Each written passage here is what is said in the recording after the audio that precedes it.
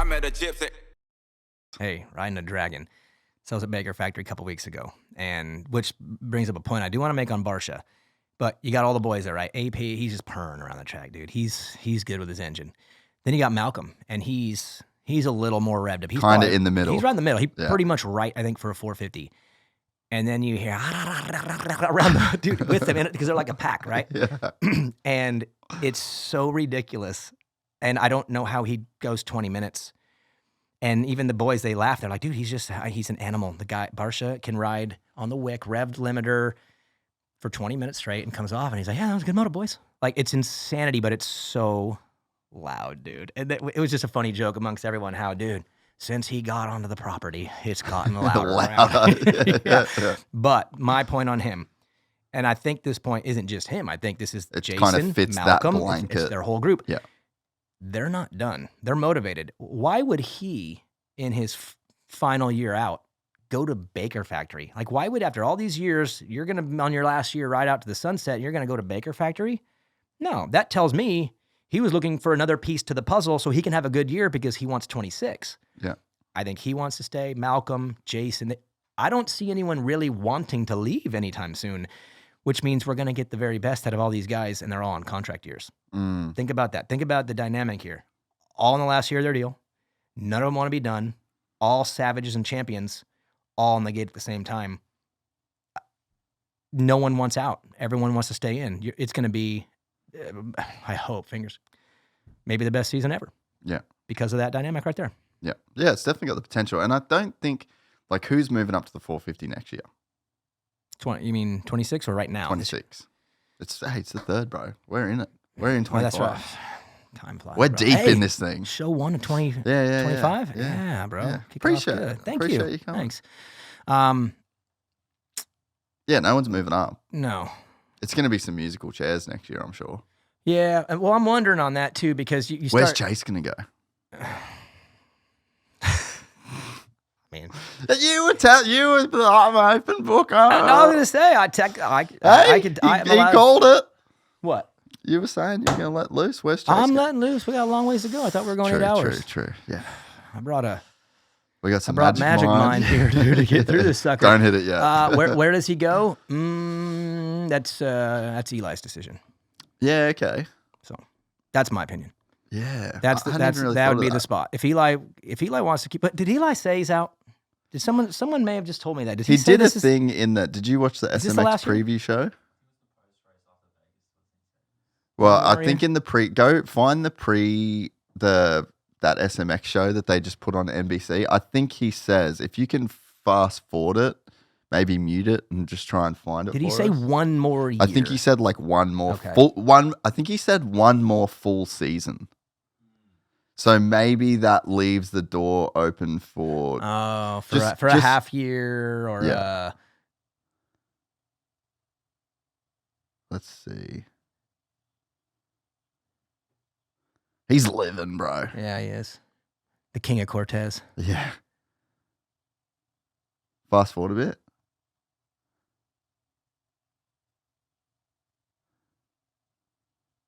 Dude, imagine living there and just getting to ride the sickest bike every day, the sickest track. Oh, go back, sorry.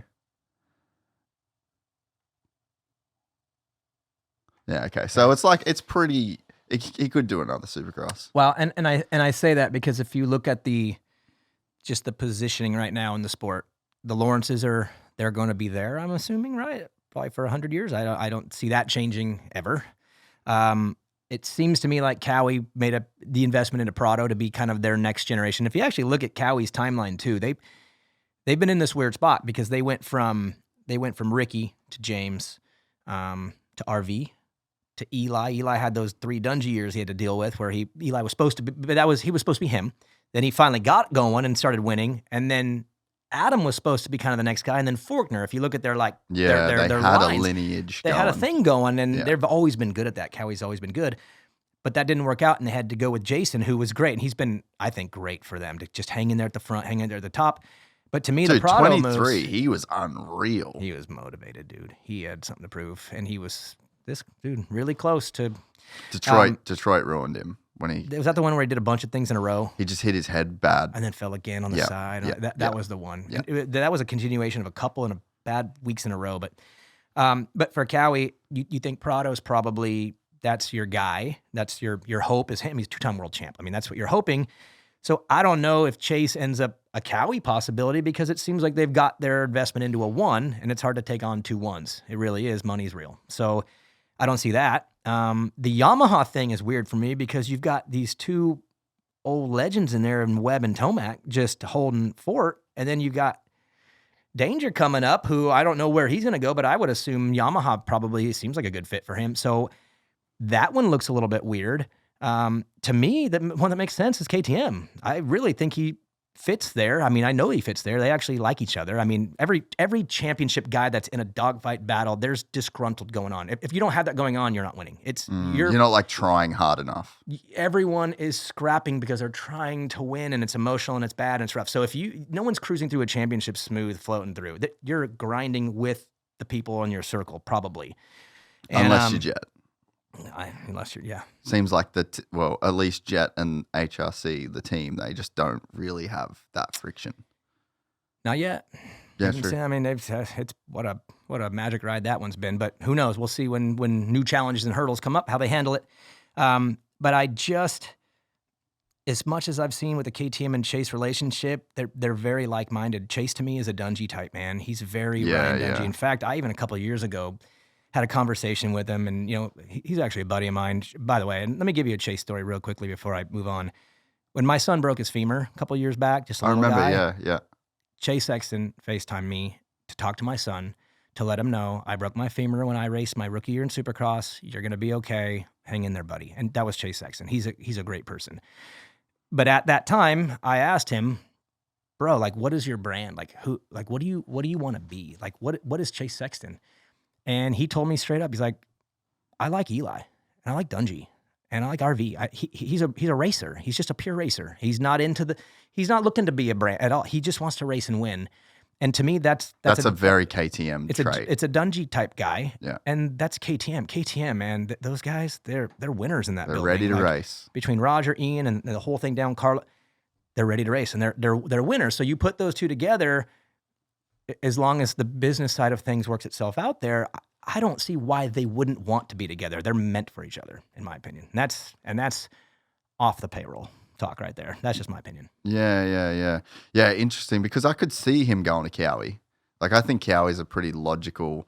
Like, I knowing Prado as a person, and just how he's just like an elite human, bro. He's a pretty cool guy. Like, you talk to him on camera, elite. You talk to him off camera, elite. Replies to every text message. Yeah. Like, you're never gonna wonder if he's gonna text you. Like, he's that guy. Mm-hmm. Everything that he does, he's been successful. Like, he's just got that very champion mindset and like champion in life, you know? So it's very hard for me to doubt him as a person. I don't think he's going to win the Supercross championship in 2024, but going forward, like, or ever. I'll be blunt. Ever. He's not going to win Supercross. It might be too much of a gap. Yes. To overcome. But dude, motocross. Yeah, absolutely. Like right away. Scary how good he will be for a long championship on tracks that he enjoys, on a bike that he enjoys. So it's like, does Kawasaki go like, okay, let's try and win the Supercross with Chase and try and win the outdoors with Prado? Like, that's a pretty wild team. It's dollars. I mean, depends if they got the money. I mean, they could find it. Depends if they're willing to do it, because Chase is not going to be cheap. Obviously, he's number one. He's won the indoor title, the outdoor title, Motocross of Nations.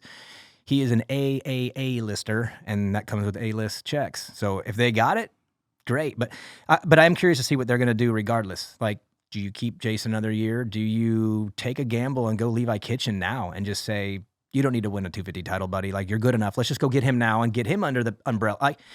I think that they have a very gnarly decision to be made this year on what to do with that spot next to Prado, and maybe Chase is the guy. But if it happens, that would be the all-in. Yeah, that's literally. You would be scraping everything you got to put that one together, because he's the top of the pyramid financially. If you enjoyed this content, please like and subscribe. And to listen to the full 3-hour podcast, search Gypsy Tales in your favorite podcast platform or click the link in the description below. Gypsy Gang.